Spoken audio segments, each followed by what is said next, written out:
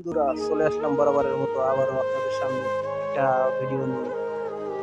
আমাদের আরজেস নীরব ভাই কি পুরুষদেরকে নিয়ে কি কথাটা বলছেন, ভাইকে স্যালুট জানাই। পুরুষ আসলেই গাধার বাচ্চা। সবাই মিলে ভিডিওটি উপভোগ করি। পুরুষ মানুষের জীবনী শক্তি তো অনেক, তাই না? আসলাম আমি মানে পুরুষ মানুষকে সবাই স্ট্রং বলে, লৌহ মানব বলে, নানান কিছু বলে, কিন্তু বিশ্বাস করো পুরুষের চেয়ে গাধা, পুরুষের চেয়ে গরু, পুরুষের চেয়ে বোকা, পুরুষের চেয়ে দুর্বল কোনো প্রাণী নাই দুনিয়াতে। নাই, সম্ভব না। একটা একটা করে প্রমাণ করি। অনেকটু কষ্ট মিথ্যে কথা বলা নিয়ে।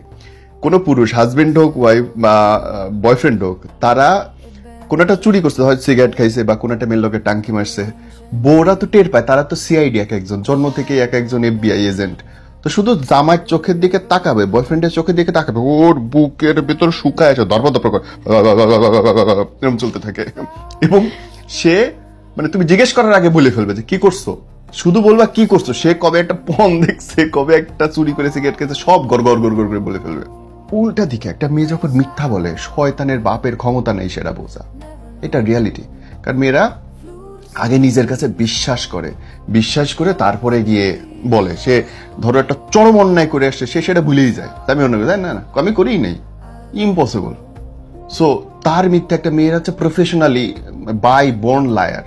সরি ভাবে বললাম, কিন্তু এটা লিটারেলি আপনি আমার সাথে অস্বীকার করতে পারেন, কিন্তু আমি আপনাকে প্রমাণ করে দেখাইতে পারবো। আমার কাছে এমন সব ঘটনা আছে, আমি যদি মুখ খুলি মইরা যাবে মানুষ। But yes, it is very true. পুরুষদেরকে শক্ত ভাবার কোনো কারণ নেই।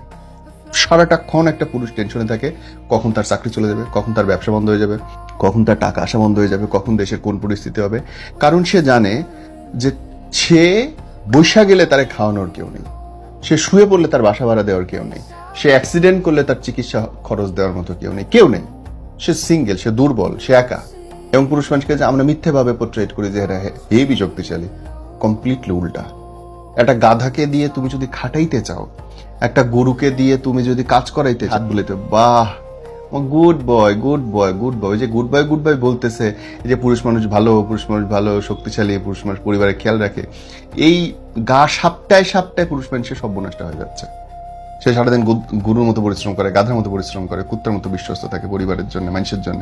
দিন শেষে দেখা যায় মরবে, পুরুষ মানুষের গায়ের হাড্ডি থেকে মাংসটা গলবে না, তার আগেই বিয়ে করে রঙ্গ তামাশা শুরু করে দেবে তার সাধ্যের নারী।